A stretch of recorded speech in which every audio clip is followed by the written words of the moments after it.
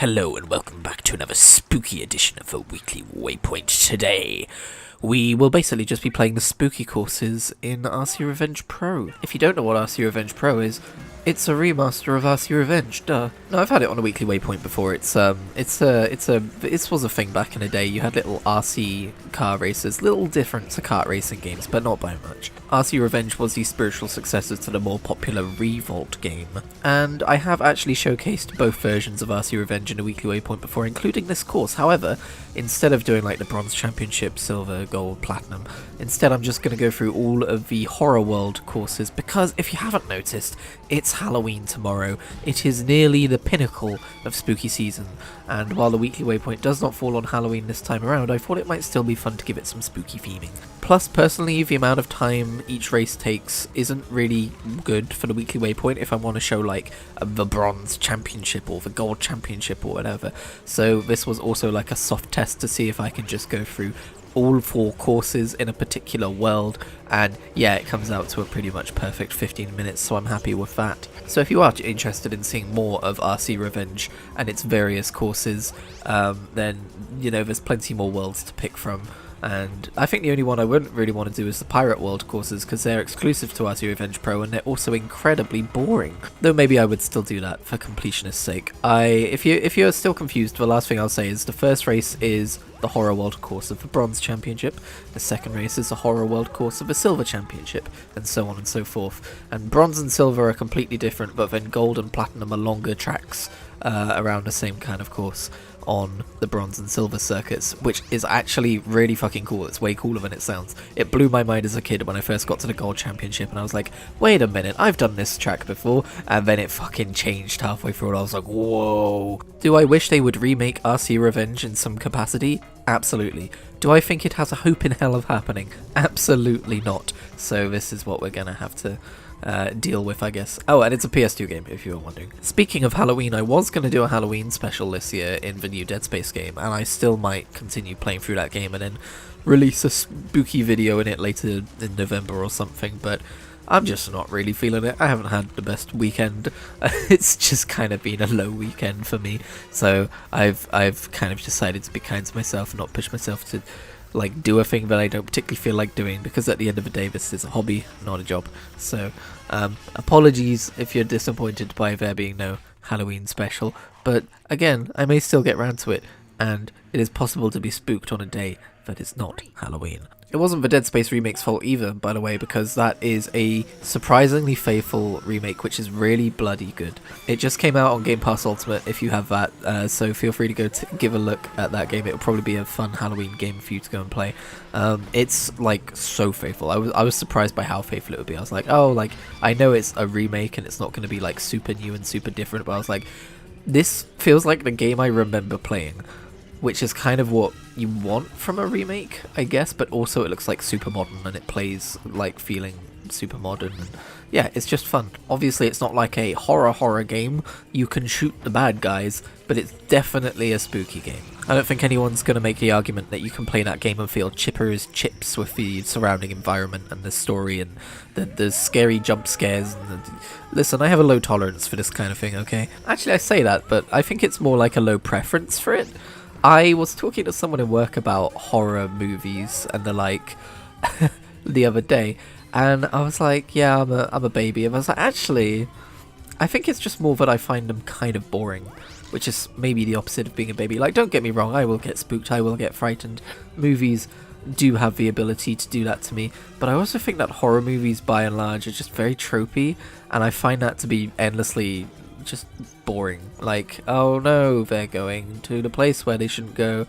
Oh no, that person's going to get murdered. You know, like, I might just sound like a boring old man right now, or maybe I just haven't seen the right horror movies, because I have not seen a huge amount of horror movies, so feel free to recommend me one in the comments. But like, everyone I've seen, I'm just like, and this is the part where this happens, yep, there they go. I love occult themed stuff. Like, I guess I'm more of a Doom guy than a, I don't know, Doom 3 guy. I hear Doom 3 is more spooky. I'm more of a Doom guy than an Outlast guy, I guess. Outlast? Is that a horror game? I'm more of a Doom guy. Anyway, you get what I mean. I like themes of like hell and stuff, but more like the heavy metal side than like the spooky, like, horror side, I guess. I don't know, I like horror books. grew up on some Darren Shan, called himself a master of horror. Don't think he was really that scary at writing horror books, but it was young adult fiction. I don't know. I can't gather my thoughts into a coherent sentence today. Let's talk about something completely different. Let's talk about Everquest. I saw Josh Strife Hayes posted a video about Everquest 1 and trying that out today and see what that's like. And I was watching that video and I was watching him deconstruct why it's not a good experience in 2023 and all that stuff. And like most Josh Strife Hay MMO videos where he's talking about why it's not fun, I sat there and went, I'm going to download this game because I want to play it. And I did, and I made a video on it, and I put it on the channel, and you can go and see what my experiences were like in that game if you like. But spoiler alert, I'm currently playing through Everquest 2, which is also a very old C-tier MMO. Yes, I know it wasn't C-tier back in the day. You don't have to leave that comment, it's fine. And then Christian cut out an entire section complaining about people with different opinions to him. Oh, sorry, should we talk about Everquest 2? Everquest 2 is fun. I'm enjoying it. I almost decided to make it this weekend's video, but I didn't have quite enough footage that I would like to make a video out of. But I'm having a really fun time exploring Everquest 2. Like I said, I don't think it's the best MMO out there, and you'll see more thoughts on it when I make the video. But I am really enjoying exploring this old MMO and like kind of seeing its world and its lore and like its races and its zones and its kind of like combat, even though I don't think the combat's really that great, but its combat is there. And not even in like a comparative sense of, oh, it's interesting that they went this way when World of Warcraft went that way. Just more like, this is a liminal space. Is that what liminal spaces are? I feel like I used that term wrong.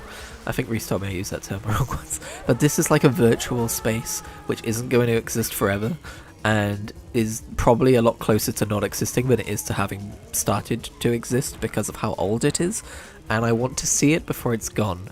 And this is also, interestingly, the way I feel about Star Wars: The Old Republic. And Star Wars: The Old Republic, I just found out this week, even though it happened a few months ago, has been given to a new publisher/developer, even though I think most of the team moved to be under this developer's umbrella or whatever. I'm not an expert on what happened here, but now it is being made by Broadsword as opposed to BioWare. Still under the EA heading, and they talk about how they want to continue to grow the game. But for those of you not aware, Star Wars: The Old Republic is an MMO that I have not spent a huge amount of time in, but I'm very curious about. I did the Jedi Sentinel class story, and I'm halfway through the Sith Inquisitor class story, and I'm taking years to do this. But I want to see all the class stories, and I want to see the expansions, and I'm glad that the announcement isn't that we are shutting down Star Wars: The Old Republic, which in another universe it probably was. But also I am a little bit tenuous about, I've never heard, obviously it has happened before, but I've never personally heard of an MMO being given to a different publisher/developer to continue. And I am so curious/trepidatious about how that would even work. So naturally, instead of going and reinstalling Star Wars: The Old Republic and subscribing to it to help financially support it and play through it before it disappears, I went, Everquest 2 is one of those, and continued playing that one, because between you and me, I'm flummoxed at the fact that Everquest 2 still gets yearly expansions. Since 1999, I believe it has had yearly expansions. Not 1999, sorry, that's Everquest 1, but that's also the case. Since 2004, I believe Everquest 2 has had yearly expansions. And I'm just like, what do they look like? How many people play them? Like, what? This is a thing that occurs, and most people play on progression servers, which are different, which are like classic servers that kind of like retread the release schedule of older years, and people just go and you have to sub to play on those, but people go and play on those. I'm like, okay, but like, how did the modern expansions fit into that idea?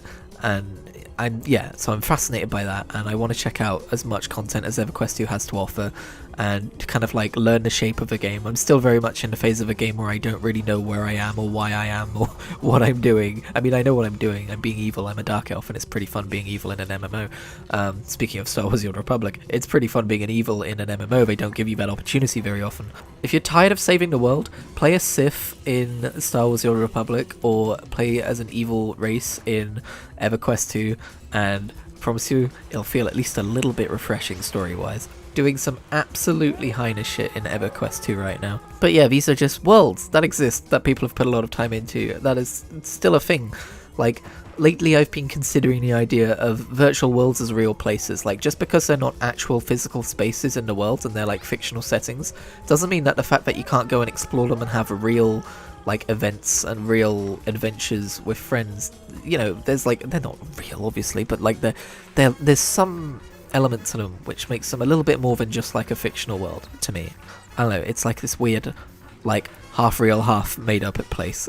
It's like the idea of a digital space as a real place is, I don't know, something that's pinging around in my head right now. I know, I should go and touch grass. Not to make this a super MMO focused episode, but also Blizzcon is coming up, and the next World of Warcraft expansion is going to get announced like a week from now, or less than a week from now, and it's absolutely wild to me that I kind of don't care. If you followed my content over the last half a decade or more, you'll know that I've had a very interesting relationship with World of Warcraft. I kind of started in Mists of Pandaria, and then got super into it, and then over the course of the last couple of expansions I've really kind of fallen off. And that's weird because Dragonflight is like a pretty well received expansion. People seem to really like it, and whenever I try and play it I just get so immediately bored, even though like part of my brain is able to understand that it's actually fun, if you know what I mean. Like, I feel like if I was playing this expansion maybe 4 years ago,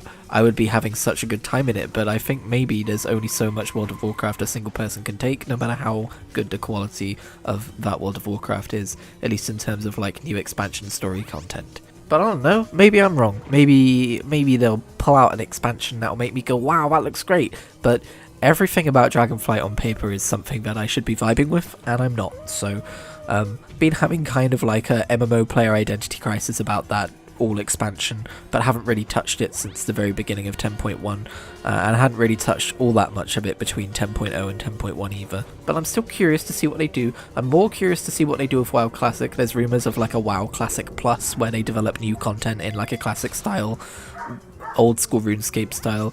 I would be interested in hearing about WoW Classic progression servers, as in like, you know, they move on to WoW Cataclysm but they restart a new bunch of servers in WoW Classic and then have a kind of cycling thing, you know, Everquest style like I was just talking about. I think that could be pretty fun, but right now it's weird because I do still get the WoW itch. I still want to play World of Warcraft, but the idea of resubbing and having new Dragonflight content to do just makes me go, ugh, I don't want to do that. I want to resub and just run old raids for transmog and mounts and collections and stuff and level alts, and that's literally it. That's all I want to do.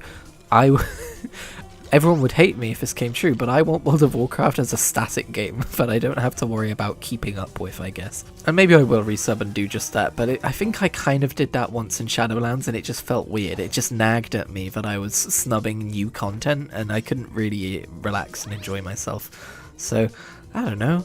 I've got funky brain. Speaking of funky brain, while I try and keep the weekly Waypoint fun and funky fresh and in content you enjoy doing, I'm having trouble getting through it because my brain is terrible this weekend. I mean, content warning, we're going to talk about mental health and, you know, some of the worst ways it can possibly go wrong. But I guess it's kind of been a combination of seasonal change affecting my mood, which I think is just a thing that kind of happens to everyone, or maybe just wonky-brained people like me. But yeah, I'm not saying I have seasonal depression or anything with a capital S and a capital D, but I have certainly noticed that as the nights draw in, suddenly the funky brain things happen a lot more. And this is a pretty well acknowledged phenomenon among people with brains which are in various states of wonkiness.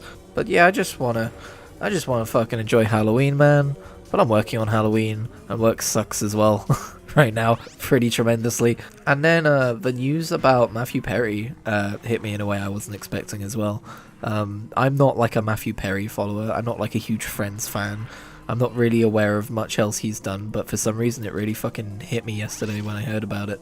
And something I've learned over the years is to not question it so much as to deal with it. Like, not be like, I don't even know why I care, but to be like, oh, clearly I care, and that's a thing I should acknowledge. So if anyone else feels that way, like, you feel how you feel, and you should, like, take care of that. But I'm not going to go super into detail or anything like that.